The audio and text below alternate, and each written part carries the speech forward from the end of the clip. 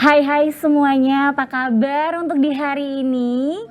Program acara Speak Up kembali hadir untuk menjumpai pemirsa yang ada di rumah maupun yang sedang menyaksikan kami di via streaming via Facebook. Dan tentunya juga yang sedang menyaksikan untuk di via Instagram. Nah, semoga saja semuanya dalam keadaan sehat dan selalu tetap jaga kesehatan dengan mematuhi dan juga menerapkan protokol kesehatan. Dan jangan lupa untuk mendukung vaksinasi nasional yang digaungkan oleh pemerintah. Hari ini Ayu izin lagi untuk buka maskernya.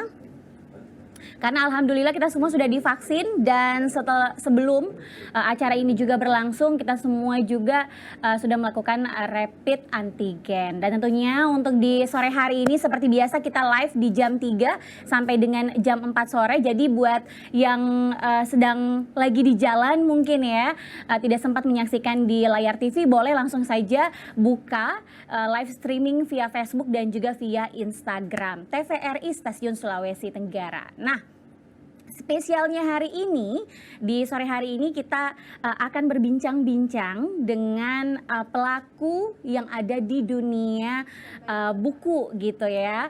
Nah, salah satunya adalah penulis buku. Ini adalah putra daerah asli dari Moronene. Siapakah dia? Langsung saja kita sapa. Assalamualaikum Bapak Insinyur. Ya. Iya, Bapak Insinyur Haji Kasra Jarum Munara MSc. Silahkan dibuka maskernya ya, boleh Pak. Izin, ya. Ya, Bapak ini selaku founder atau pendiri Munara Foundation dan juga merupakan penulis gitu ya, putra daerah dari Moronene. Bapak apa kabar hari ini? Alhamdulillah baik, sehat. Alhamdulillah. Bapak ini baru pertama kali saya bertemu dengan Bapak. Iya, saya juga baru pertama kali datang ke TVRI. Baru pertama kali ya Pak. Tapi alhamdulillah kemarin gimana launching bukunya? Iya, sukses. Sukses. Saya terima kasih terhadap TVRI yang sudah datang meliput. Gitu. Iya. Ya, luar biasa ya. Oke. Sukses ya. Nah, mungkin sedikit tentang launching buku Bapak waktu itu dengan judul Moronene ya? Iya, buku itu ada di sini. Ya. Moronene dalam lintasan sejarah. Ya. Dan jejak peradaban Austronesia. Oke, luar biasa. Sendiri, ya. Oh, ya. Jadi ini nggak ada sama sekali dibantu gitu ya Pak? Saya ada beberapa narasumber untuk mengumpulkan data dan juga beberapa data-data yang lain tentunya. Oke. Jadi ya, kalau penulis saya sendiri. Ya. Wow, luar biasa ya. Alhamdulillah launchingnya juga lancar dan diliput oleh TVRI ya Pak ya. Baik, terima kasih atas kerjasamanya ya Bapak ya sebelumnya. Nah, Bapak, saya mungkin panggilnya Bapak Haji Kasra aja boleh ya? Panggil Bapak Kasra aja lah. Bapak Kasra aja. Oh iya, siap. Apa namanya? Ini kebiasaan kita daerah ini. Bener-bener. Haji panggil Haji. Iya.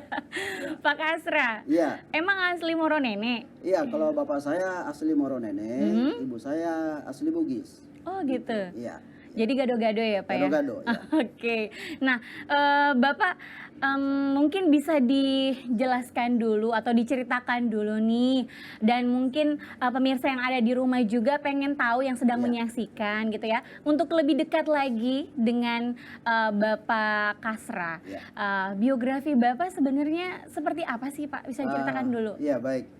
Ya, nama saya Kasra sebenarnya pemberian dari orang tua. Ya, itu ada artinya. Kasra itu kepanjangan dari Kasih Putih Rapang. Jadi Kasih Putih itu adalah kampung bapak saya, Rapang tempat di mana saya dilahirkan. Gitu. Jadi Rapang itu di daerah Sulawesi Selatan. Karena bapak saya tentara, jadi apa namanya pernah tugas di daerah Sulawesi Selatan. Baik. Nah, saya masa kecil memang itu ada di daerah Sulawesi Tenggara dari Kolaka, kemudian masuk ke sekarang Bombana dulu. Dulu kita masuk kecamatan Rumbia gitu kan di bawah Kabupaten Buton. Kemudian bapak saya pindah tugas ke Bau-Bau di Kodim. Di sana saya mulai kelas 5 SD sampai kemudian tamat SMA saya di Bau-Bau gitu. Tahun 85 alhamdulillah saya diterima bebas tes masuk di ITB. Institut Teknologi Bandung. Ya. Wow, luar biasa. Melalui jalur PMDK dan waktu itu PMDK maksudnya itu apa, Pak? Ini bebas tes. Oh, bebas tes. Penelusuran minat bakat dan apa itu? Sudah lupa juga saya. Iya, namanya itu udah lama ya? Udah tahun 85. Tahun 85. Dan waktu itu alhamdulillah saya merasa bangga karena satu-satunya dari Sultra itu cuma saya. Wow, Gitu. luar biasa Jadi, ya. Saya masuk ke ITB sebagai orang kampung, awalnya juga minder. Ditanya dari mana, dari Buton. Oh, aspal gitu Aspal, ya. ya. Alhamdulillah setelah tamat kuliah saya dapat pekerjaan di daerah Cilegon di petrokimia. Iya. Kemudian saya pindah pekerjaan, diterima di perusahaan jasa perminyakan Oil and Gas Company. Dari situ kemudian saya tahun 2004, Iya. 2005 itu saya dipindahkan ke luar negeri, kerja di Iran. Kemudian 1,5 tahun di situ saya dipindahkan lagi ke Pakistan. Di Pakistan saya agak lama, 3,5 tahun Oke. di Pakistan. Nah, ini pada saat di Pindah. luar negeri, Iya. pindahnya itu bergerak di bidang apa sebenarnya? Saya pindah itu walaupun di Jakarta saya masih menangani bidang saya yang background saya kimia kan. Iya. Kemudian saya dipindahkan ke bagian SDM, Human Resources. Jadi waktu saya keluar itu ke Iran sudah menangani Human Resources. Oke, SDM ya? SDM gitu. Nah, itu juga dengan keluarga gitu. Jadi Jadi diboyong semua Iya, keluarga ke sana. iya. Oke. beberapa juga kita punya barang-barang juga diboyong gitu. Kebetulan perusahaan itu selalu menyiapkan satu kontainer untuk barang-barang gitu kan, pindah-pindah itu. Untuk khusus pegawainya. Untuk pegawai ya. Oke. Nah, jadi saya 3,5 tahun di Pakistan, kemudian dipindah ke Eropa Timur, itu di kota Bukares, ibu kota dari Romania. Tetapi saya menangani beberapa negara seperti misalnya Ukraina, Hungaria, kemudian Bulgaria, kemudian Georgia itu di apa dekat Turki, termasuk Turki gitu. Jadi kawasan Asia Eropa Timur gitu, termasuk Asia yang Turki gitu. Ya. Jadi dari situ saya dipindah lagi ke Singapura gitu. Singapura. Oke. Singapura agak lama, 4 tahun. Kemudian 2016 saya memutuskan untuk kembali ke kampung.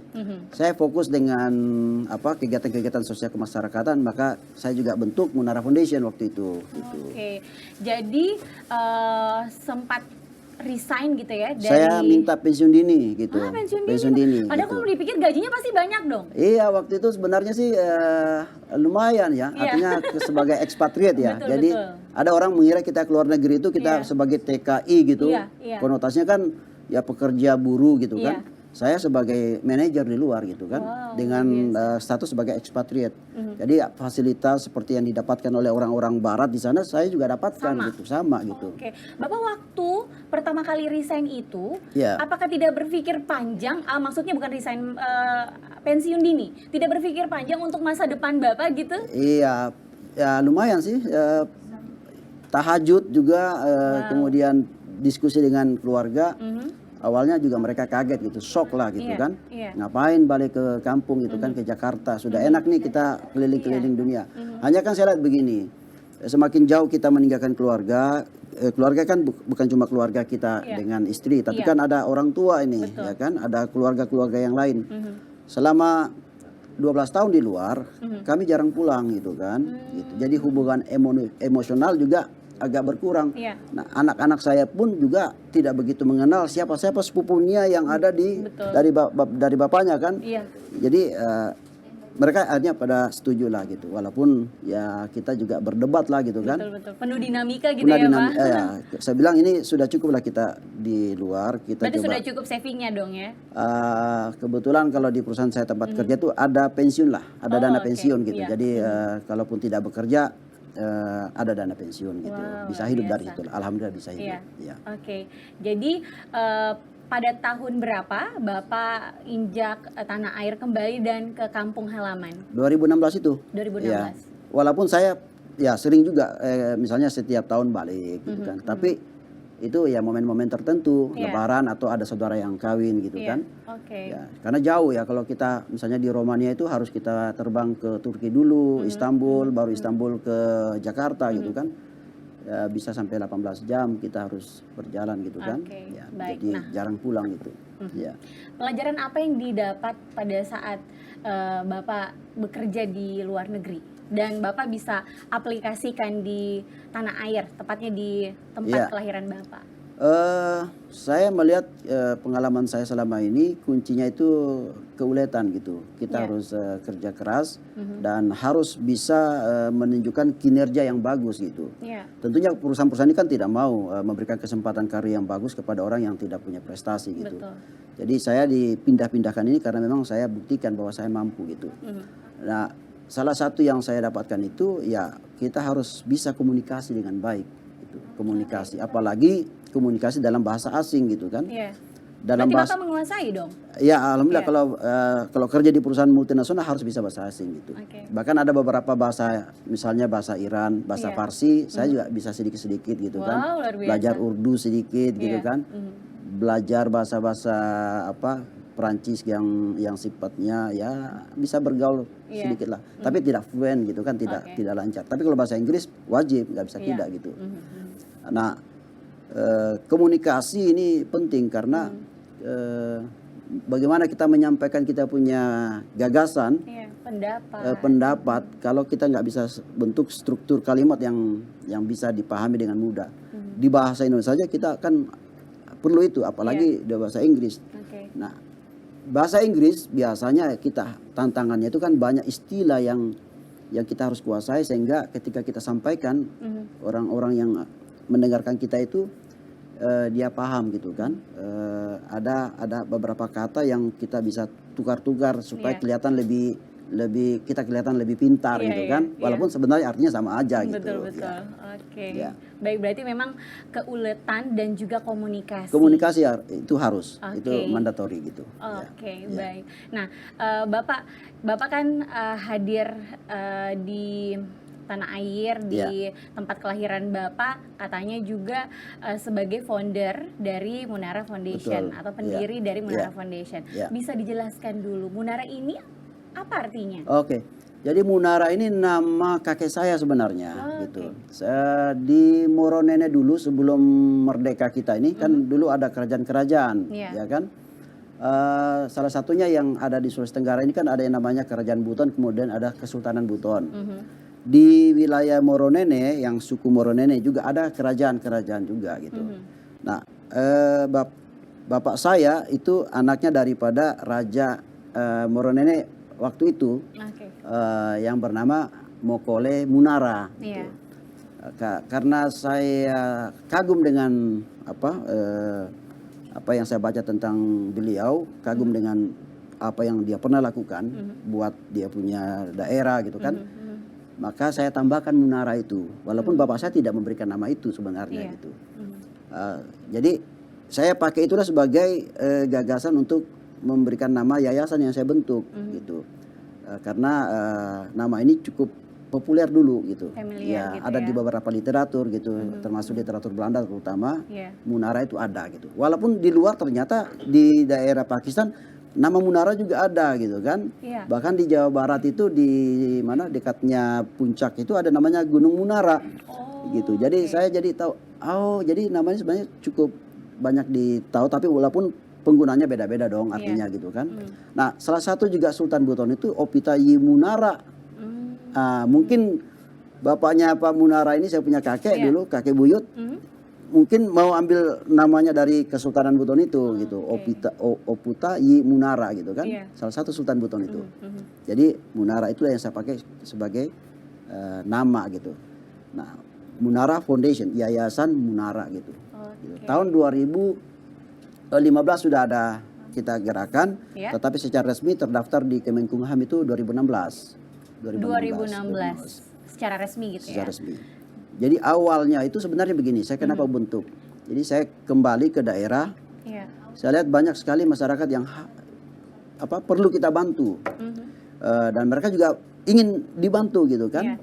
Saya melihat persoalan utama itu sebenarnya bukan masalah mereka itu tidak mampu. Mereka itu mampu, hanya tidak punya kesempatan. Gitu. Jadi Munara Foundation itu ingin memberikan membuka peluang kepada mereka supaya mereka juga bisa berdiri di atas kaki sendiri. Oke. Nah, prinsip saya itu di dalam Munara Foundation tidak memberikan ikan, tetapi memberikan kail gitu. Oke. Jadi kita pertama melakukan misalnya program untuk petani coklat, karena coklat di Bombana pernah jaya dulu, tapi kemudian pudar. Ya. Persoalannya ternyata ya mereka menghadapi tanaman coklat yang mungkin sudah tidak produktif atau sudah perlu dilakukan sesuatu yang lebih lebih mengenai persoalannya, bukan cuma masalah pupuk atau pestisida gitu kan. Jadi saya panggil teman, kebetulan ada kawan di Jakarta saya temu, saya diskusi, dia bilang saya bisa bantu, saya ini ahli coklat gitu. Oke. Saya datangkanlah dia dengan ya saya sponsor dia kan, tiketnya, perjalanan dia, uang sakunya saya datangkan, memberikan pelatihan singkat menggunakan pupuk alami, menyiapkan tanah supaya coklat ini bisa tumbuh subur kembali gitu. Oke. Nah, yang kedua nelayan. Iya. Nah, nelayan juga di daerah Bombana kan banyak, tapi rata-rata mereka banyak kendala. Apalagi ada yang menggunakan bom-bom ikan yang merusak ya kan. Jadi saya kenal dengan salah seorang, kebetulan dia orang Kabaena, namanya Hudring. Dia ternyata staf di Kementerian Kelautan dan Perikanan. Nah, saya bilang bisa nggak bantu? Oh boleh, nanti saya coba panggil lagi yang yang ahli-ahlinya yang lain. Ada 3 orang. Jadi mereka berempat saya undang datang ke Bombana atas biaya Munara Foundation untuk memberikan penyuluhan kepada nelayan-nelayan di pesisir gitu. Misalnya cara menangkap ikan dengan menggunakan alat tangkap yang benar gitu kan. Jangan menggunakan bom gitu kan. Berarti Munara Foundation ini adalah wadah untuk beberapa orang yang memiliki kemampuan di beberapa bidang, nanti diberikan pelatihan seperti itu. Kita tidak mungkin punya ahlinya, tapi kita tahu siapa yang kita ajak kolaborasi gitu. Baik. Dengan networking yang ada, kita panggil gitu. Oke, nah Bapak nanti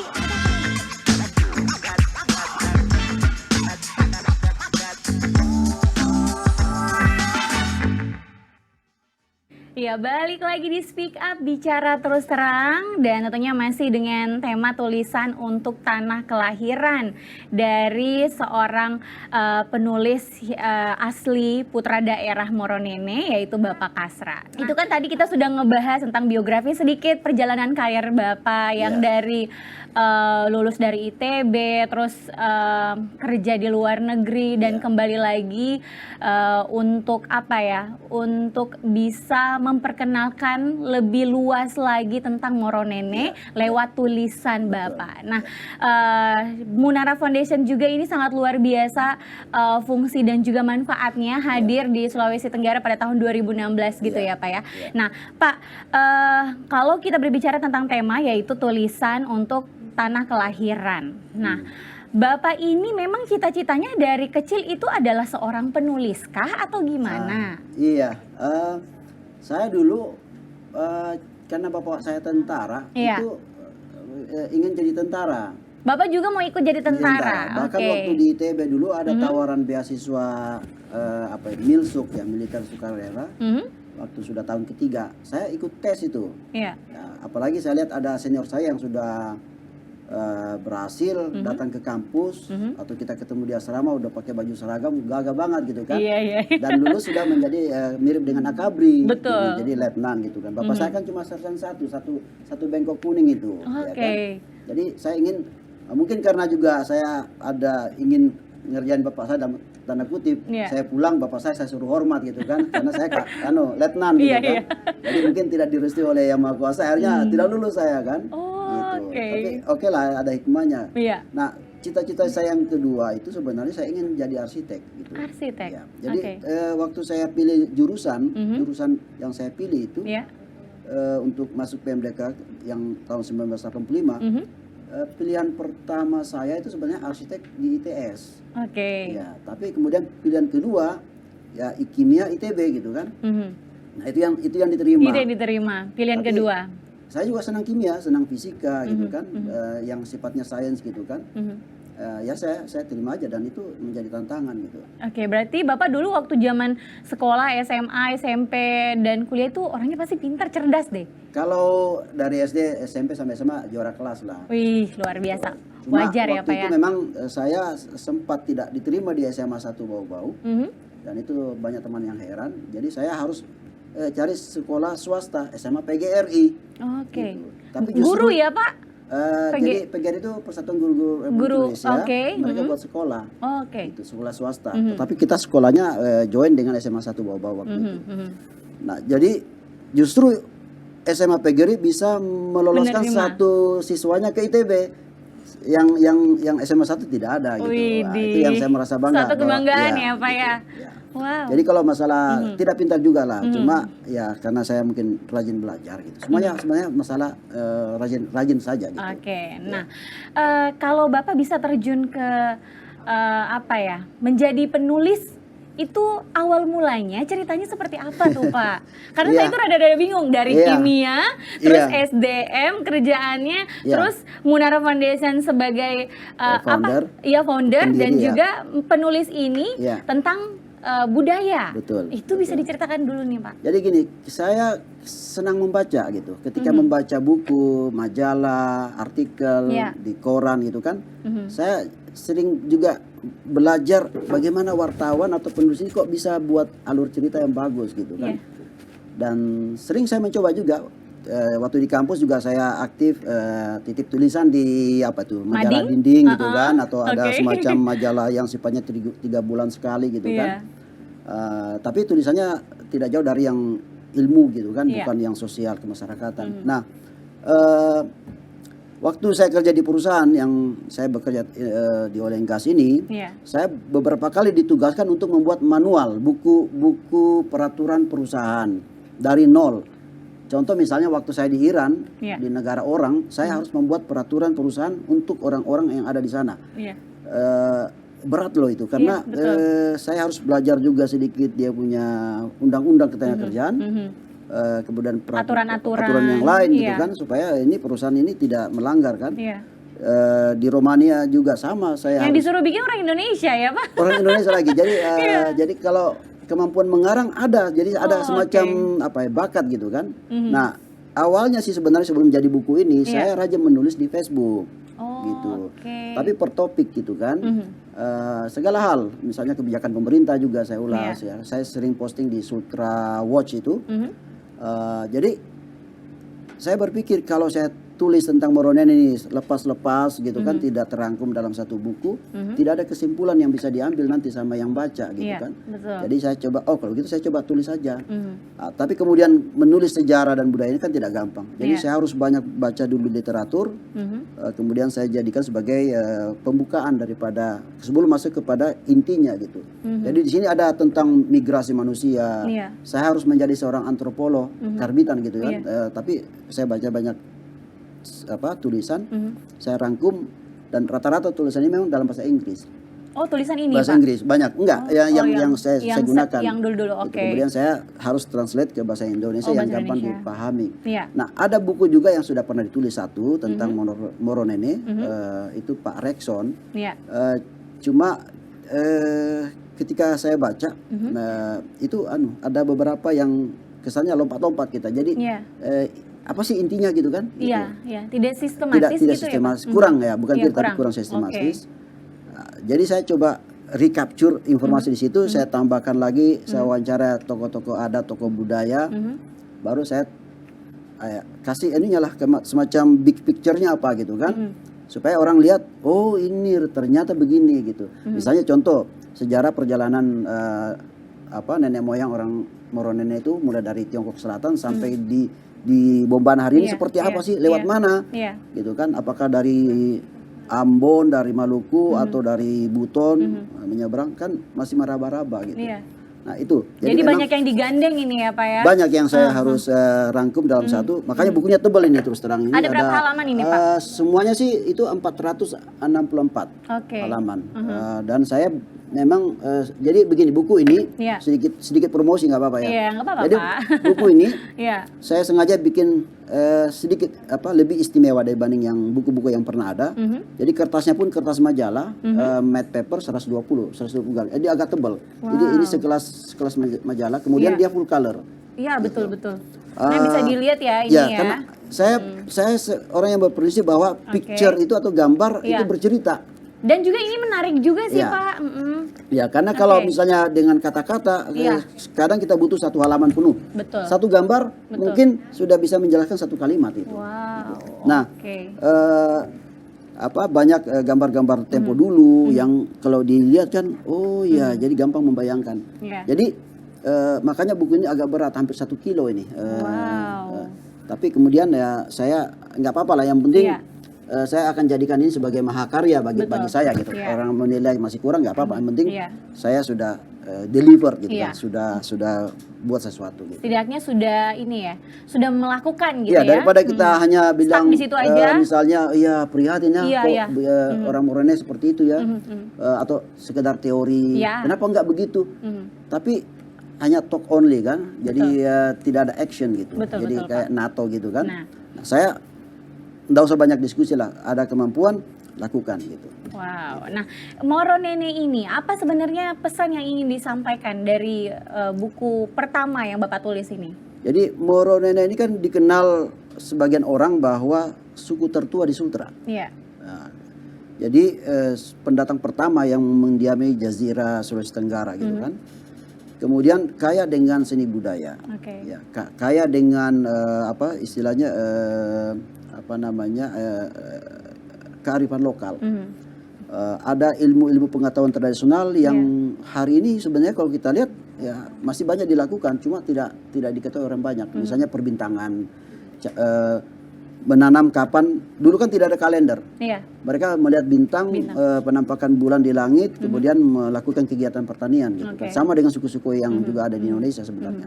Nah, ini kan bentuk local wisdom ataupun kearifan lokal, teknologi tradisional yang perlu kita ya tulis dengan baik supaya nanti kemudian hari anak cucu kita itu ternyata nenek moyang saya tuh begini gitu kan. Gitu. Nah, salah satu juga yang saya tulis di dalam buku ini, pesan penting adalah ancaman punahnya bahasa Moronene. Karena hari ini penutur bahasa Moronene semakin kecil.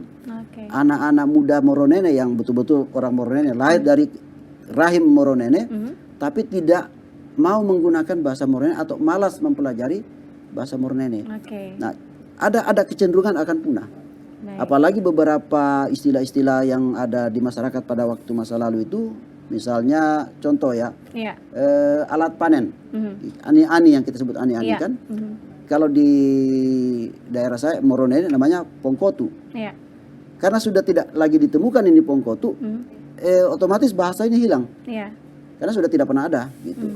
Atau misalnya alat-alat yang lain yang pernah digunakan tapi tidak ada lagi, hari ini bahasanya hilang. Baik. Jadi saya mengajak orang-orang Moronene cintai budayanya sendiri, cintai bahasanya, jangan minder menjadi orang Moronene. Terus terang ada satu hal yang ingin saya sampaikan ke publik. Moronene hari ini mereka merasa itu ada di level menengah ke bawah secara strata ekonomi sosial. Gitu. Sementara suku-suku lain, misalnya di Bombana itu ada orang Bugis, saya juga orang Bugis. Rata-rata di menengah ke atas. Jadi ketika mereka berbahasa Moronene terkesan orang terbelakang nih, minder secara ekonomi sosial gitu. Kalau dia berbahasa Bugis, justru dia merasa oh dia ada di level sini. Gitu. Dia ke pasar berbahasa Bugis gitu, karena banyak orang Bugis yang menjual di pasar gitu. Nah itulah saya ingin coba bangkitkan, cintai, jangan melupakan bahasa ibunya gitu. Dan tentunya saling menghargai juga dari kebudayaan dan juga suku lain gitu ya, dan Pak. Dan suku lain juga yang ada di Sultra juga supaya tahu bahwa Moronene itu ada gitu. Baik. Nah, sebagai penulis apakah sudah berhasil? Tentu tidak serta-merta dengan buku hadir langsung berubah gitu kan, butuh proses. Paling tidak saya dapat feedback banyak dari anak-anak muda yang hadir pada waktu launching, mereka sangat senang sekali karena sebenarnya mereka haus informasi. Cuma literaturnya minim. Terus terang memang ini buku kedua yang yang pernah ada tentang Moronene di Sultra ini. Betul, ya karena kan? memang jarang ya. Jarang yang mau menulis.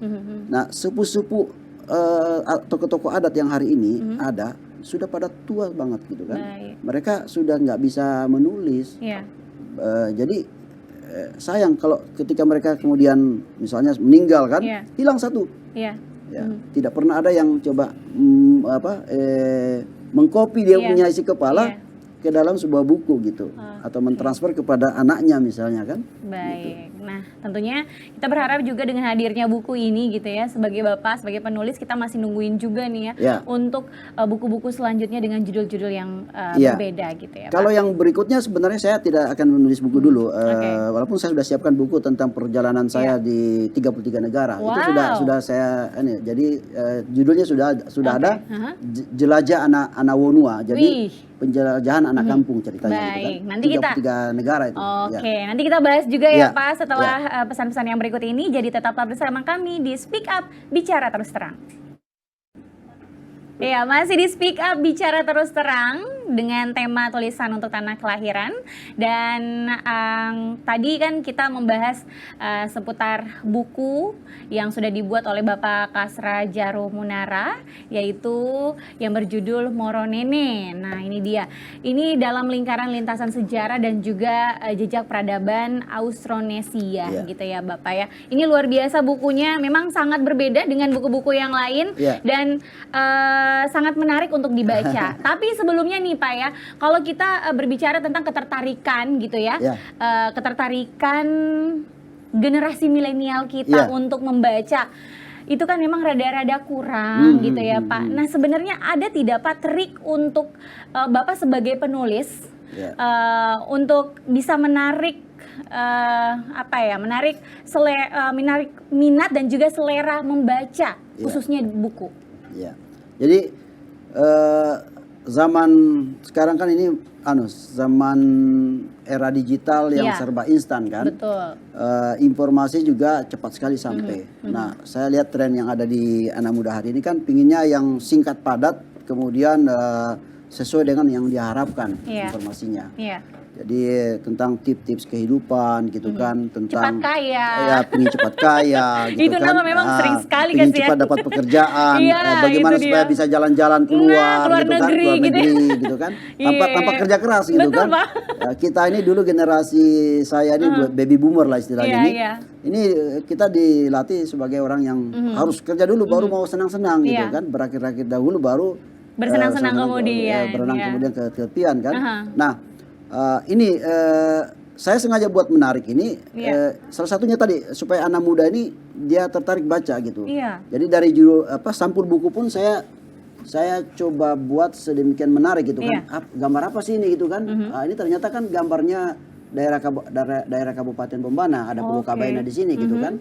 Kemudian saya buat menarik, kemudian ada beberapa juga cuplikan saya sudah pernah lontarkan di Facebook sehingga orang mau baca lebih detailnya di sini gitu. Wow. Gitu. Oke, ini diperjualbelikan di beberapa ya, jadi gitu, sementara ini saya ada distributornya di Kendari, Baruga Printing, saya berikan hak untuk distribusi. Kalau harganya sih tidak mahal ini, ini 200.000.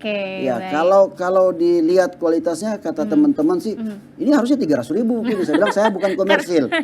Pertama saya ingin capai sasaran bahwa buku ini harus dimiliki oleh orang-orang sebanyak mungkin. Betul. Bisa dibaca, terjangkau, jangan mahal-mahal. Saya kembali modal untuk produksi saya sudah alhamdulillah gitu. Jadi yang penting pesannya sampai. Iya, pesannya sampai. Gitu. Nah, Bapak pernah dikritik tidak sebagai seorang penulis? Ya ada sih, ya tapi secara resmi belum nih. Jadi makanya di dalam buku ini saya sebutkan bila mana saya sangat mengharapkan ada kritikan, ada saran gitu. Pasti ada banyak kekurangan di sini. Bapak sebagai penulis, apakah susah gampang atau seperti apa Pak? Dalam hal apa ini? Penulisan yang dari awal, yang merancang tulisan-tulisannya gitu Pak? Ya sebenarnya saya tulis buku ini hampir 2 tahun. Wow, lama ya Iya, Pak? karena saya harus cari lagi, kurang, kemudian rubah lagi, di mana saya harus letakkan tentang topik ini gitu kan, apakah di terakhir atau di awal gitu kan. Jadi banyak juga saya bolak-balik rombak nih struktur kerangka ininya nih, daftar isinya kan, gitu. Jadi cukup lama memang. Kebetulan COVID melanda, jadi saya banyak waktu di rumah untuk fokus gitu kan. Fokus untuk nulis karena gitu ya Pak? 2 tahun terakhir kan kita COVID memang. Betul, gitu kan? betul. Jadi itulah yang saya lakukan selama itu. Gitu. Dan kalau untuk konsisten menulis Ya. dalam setiap harinya itu ada tips nggak Pak? Sebenarnya tipsnya ini dapatkan main idenya dulu. Artinya dia punya ide utama apa ide sih utama. gitu kan. Karena kalau sudah tidak ketemu itu susah itu mau bikin apa kan. Iya. Jadi kebetulan saya pernah ikut juga kursus jurnalistik sebentar walaupun cuma 3 hari. Jadi kalau tulis berita di koran kan ada istilahnya itu piramida terbalik gitu kan. Pokoknya ini dulu yang di atas itu dia yang kelihatan tuh tema utamanya gitu kan. Baru dipaparkan yang lainnya kan. Makanya orang sekarang kalau baca berita dia baca judul udah langsung itu kesimpulan. Gitu. Padahal sekarang banyak juga orang bikin hoax ya. Judulnya dibikin seperti itu ternyata isinya kalau kita baca nggak ada gitu kan. Baik ya. Gitu. Bapak terakhir ini Bapak ya karena waktunya tidak memungkinkan. Oh iya, betul, ya. Ini tidak terasa ya perbincangan kita nih. Apa sih sebenarnya yang menjadi harapan Bapak sebagai seorang penulis tentang kebudayaan Moronene dan juga sebagai founder dari Munara Foundation ini Pak? Saya berharap sih teman-teman yang lain khususnya yang dari Moronene itu jangan berpikir lagi macam-macam, misalnya tidak punya modal. Kalau ada kemauan pasti ada jalan gitu kan. Bahkan Munara Foundation siap berkolaborasi supaya itu bisa mungkin. Jadi kita ingin jadi enabler gitu kan, membuat yang tidak bisa terjadi menjadi terjadi. Nah, menjadi inspirasi bagi anak muda supaya juga melakukan penelitian. Terus terang juga Munara Foundation sedang mempublikasikan lagu-lagu daerah nih. Ya, jadi saya ada bikin beberapa klip penyanyi-penyanyi daerah yang tidak beken itu kita coba orbitkan gitu kan. Jadi sudah ada 5 lagu yang kita garap. Kita buatkan video klipnya ada di YouTube-nya Munara Foundation. Tetapi proyek selanjutnya bukan nulis buku lagi, saya pingin buat film budaya tentang kebudayaan, tentang Moronene 30 menit gitu kan, untuk kemudian akan diputar secara massal di Sultra nanti. Salah satu TVRI Sultra. Iya, pasti nanti TVRI Sultra menjadi mitra mitra pertama yang membocorkan itu, yang mempublikasikan gitu. Dan nanti kita juga tentunya ada program acara namanya Bingkai Budaya setelah ini, tentunya akan disaksikan oleh pemirsa juga. Dan nanti mungkin bisa mengundang juga tentang kebudayaan Moronene ya Pak ya? Dengan senang hati saya bisa baik. Nah terakhir ini Bapak ada oleh-oleh gitu ya dari TVRI Sultra. Ini kaos Speak Up, nanti dipakai ya Pak ya? Wah iya pasti nih, nggak sabaran lagi nih kalau mau dipakai nih. Baik, terima kasih. Saya juga boleh kasih. Mau dikasih saya kasih buku hadiah untuk TVRI Sultra untuk ditinggal di sini. Gitu. Luar biasa. Saya bawa pulang satu. Siap-siap Bapak. Dan tentunya laris manis untuk bukunya dan sukses sebagai penulis dan sebagai founder dari Munara Foundation yang tentunya bisa menginspirasi masyarakat yang ada di Sulawesi Tenggara ya Bapak. Terima kasih sekali lagi Bapak Insinyur Haji Kasra Jarum Munara, MSc, founder dan juga penulis dari Munara Foundation. Sukses selalu dan sehat bersama keluarga ya Bapak ya.